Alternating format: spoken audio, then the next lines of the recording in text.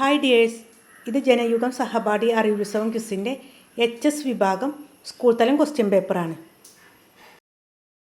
First question: മലയാളത്തിൻ്റെ Orpheus എന്നറിയപ്പെടുന്ന ചെങ്ങമ്പുഴ കൃഷ്ണപിള്ളയെ നക്ഷത്രങ്ങളുടെ സ്നേഹഭാജനം എന്ന് വിശേഷിപ്പിക്കുകയും പേരിൽ ഗ്രന്ഥം രചിക്കുകയും ചെയ്ത മലയാളത്തിലെ പ്രശസ്ത സാഹിത്യ വിമർശകൻ 2025 ആഗസ്റ്റ് 2 നമ്മോട് വിട പറഞ്ഞു. ആരാണ് അദ്ദേഹം? Answer: professor MK Sanu. 2. നൽകിയിട്ടുള്ളവയിൽ ശരിയായ പദം ഏതെല്ലാമെന്ന് കണ്ടെത്തുക.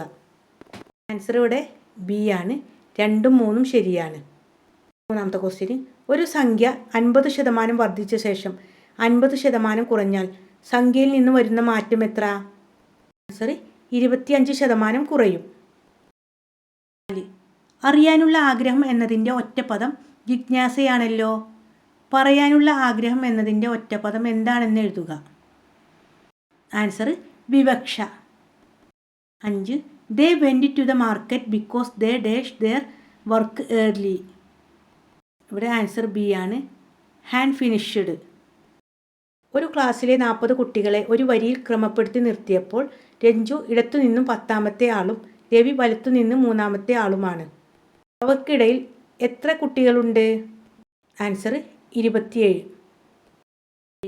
യുവ എഴുത്തുകാരെ പ്രോത്സാഹിപ്പിക്കുക എന്ന ലക്ഷ്യത്തോടെ 35 വയസ്സിന് താഴെയുള്ള എഴുത്തുകാരുടെ സാഹിത്യ സംഭാവനകൾക്ക് നൽകുന്ന കേന്ദ്ര സാഹിത്യ അക്കാദമി യുവ പുരസ്കാരം 2025 ലഭിച്ച മലയാളം novel Ram care of ആനന്ദിയാണ്.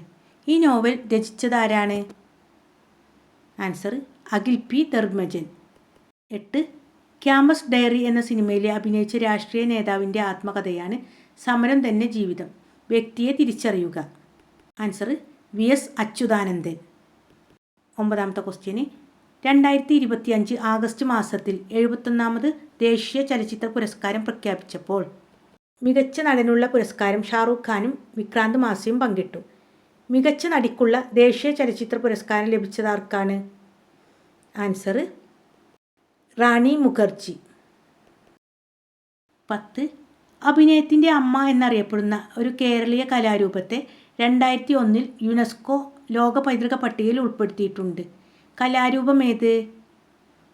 Koodiyattam. 11. Make a appropriate question tag for the given sentence. He hardly ever attends meeting. Answer: doesn't he. 12ാമത്തെ ക്വസ്റ്റ്യന്: അന്താരാഷ്ട്ര ബഹിരാകാശ നിലയത്തിലെത്തുന്ന ആദ്യ ഇന്ത്യക്കാരൻ ശുഭാംശു ശുക്ലയാണല്ലോ.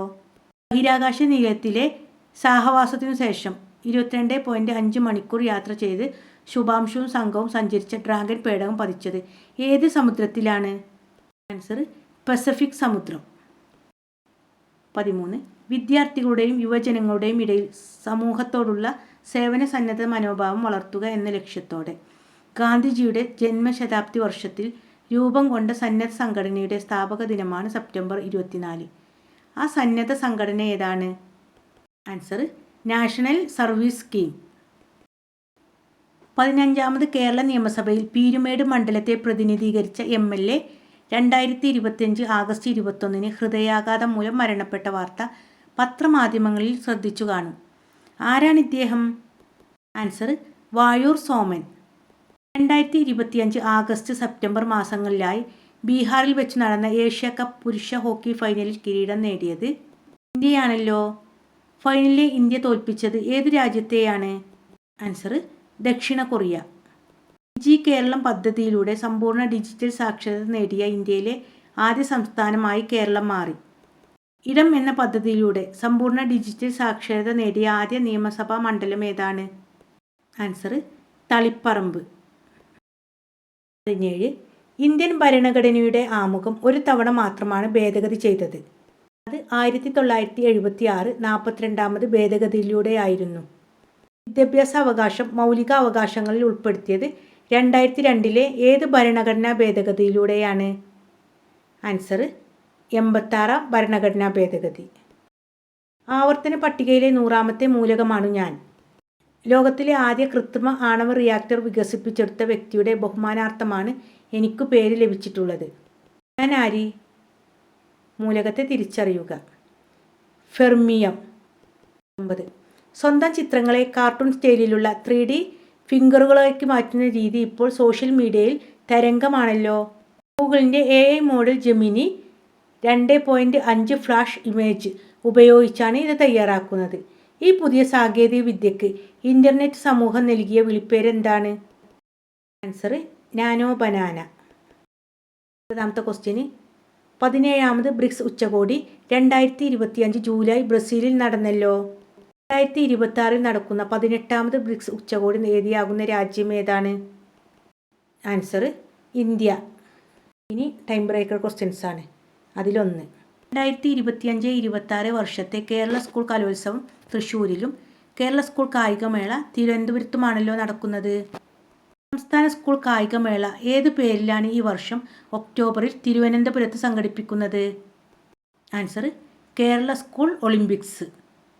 2, 16 രാജ്യങ്ങളിൽ നിന്നായി 500 റോബോട്ടുകൾ പങ്കെടുത്ത ഹ്യൂമനോയിഡ് റോബോട്ട് ഒളിമ്പിക്സ് ആദ്യമായി നടന്ന രാജ്യം ഏതാണ്? ഉത്തരം ചൈന. ചന്ദ്രയാൻ 3 ചന്ദ്രനിൽ സോഫ്റ്റ് ലാൻഡിംഗ് നടത്തിയ ദിനമാണ് ദേശീയ ബഹിരാകാശ ദിനമായി ആഘോഷിക്കുന്നത്. എന്നാണ് ആ ദിനം? ആഗസ്റ്റ് 23. 4ാമത്തെ ക്വസ്റ്റ്യന്, കേരളത്തിലെ നിലവിലെ പൊതുവിദ്യാഭ്യാസ ഡയറക്ടർ മുൻ എറണാകുളം ജില്ലാ കളക്ടറായിരുന്നു. ആരാണത്? ഉത്തരം NSK ഉമേഷ്. ഉമേഷ് IAS ആണല്ലേ. 5, മോഹൻ്റെ ഇപ്പോഴത്തെ വയസ്സ് രാധയുടെ വയസ്സിൻ്റെ 2 മടങ്ങാണ്. 10 വർഷം മുമ്പ് മോഹൻ്റെ വയസ്സ് 36 ആയിരുന്നു. ഇപ്പോൾ രാധയുടെ വയസ്സ് എത്ര? ആൻസർ 23. ഓക്കെ മക്കളെ, എല്ലാവരും ഇനിയും നന്നായിട്ട് പഠിക്കുക കേട്ടോ.